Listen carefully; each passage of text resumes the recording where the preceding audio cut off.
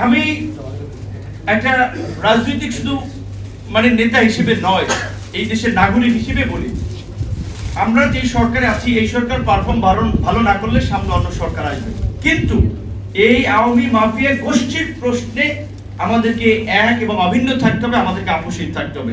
কাজী শ্রমিকের দুঃখ দুর্দশা বুঝেন, শ্রম সংস্কার কমিশনে ছিলেন, আমি শুরু থেকে শ্রমের দায়িত্ব এবং প্রবাসী কল্যাণের দায়িত্ব পাওয়ার পর থেকেই তারা আমাকে বলেছে, ভাই আপনি আমাদের লোক, রাস্তার লোক, আন্দোলন সংগ্রাম করেছি, এই শ্রম আইন পরিপূর্ণভাবে কিন্তু বাস্তবায়ন করতে হবে।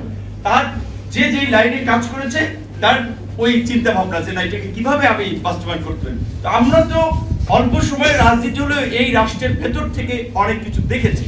তো আমরা চাই যে আজকে বাংলাদেশ এই জুলাই গণ অভ্যুত্থানে যে ছাত্র যুবক তরুণরা তাদের প্রাণ দিয়ে তাদের অঙ্গহানি করে যে নতুন বাংলাদেশ আমাদের দিয়েছে, আপনারা দেখেন ভিডিওগুলো, যদি আপনি 10 মিনিট কোনো ভিডিও দেখেন কোনো মানুষ স্থির থাকতে পারে না। কিভাবে একটা নিরীহ নিরস্ত্র মানুষ দাঁড়িয়েছে এভাবে, যে সারেন্ডার করা যেটা বলে লাইক যুদ্ধক্ষেত্রে, সেখানে গুলি চালিয়ে একবারে গান পয়েন্টে যেটা বলে গুলি হত্যা করেছে। পাঞ্জাবের জগতে একটি বিশ্বস্ত নাম শাবাব এথনিক ওয়্যার। হেলিকপ্টার থেকে স্নাইপার রাইফেল দিয়ে, এমনকি সবচেয়ে কষ্টের কথা 5ই আগস্টের, আমরা বিজয়ের কথা বললেও এই 5ই আগস্ট কিন্তু অনেক মানুষ নিহত হয়েছে।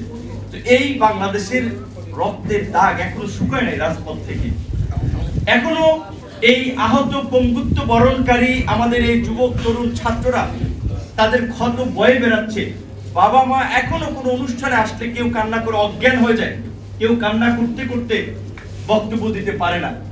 আর সেই সময় আমরা দেখি যে সেই ফ্যাসিস্ট এবং সেই মাফিয়া গোষ্ঠী যারা এই বাংলাদেশকে নরকে পরিণত করে এই জাহান্নাম আমাদেরকে দেখিয়েছিল, তারা বলে যে তারা রাজনীতিতে ফিরবে, দেশে আসবে। আমি একটা রাজনৈতিক শুধু নেতা হিসেবে নয়, এই দেশের নাগরিক হিসেবে বলি, আমরা যে সরকারে আছি এই সরকার পারফর্ম ভালো না করলে সামনে অন্য সরকার আসবে, কিন্তু এই আওয়ামী মাফিয়া গোষ্ঠীর প্রশ্নে আমাদেরকে এক এবং অভিন্ন থাকতে হবে, আমাদেরকে আপোষহীন থাকতে হবে।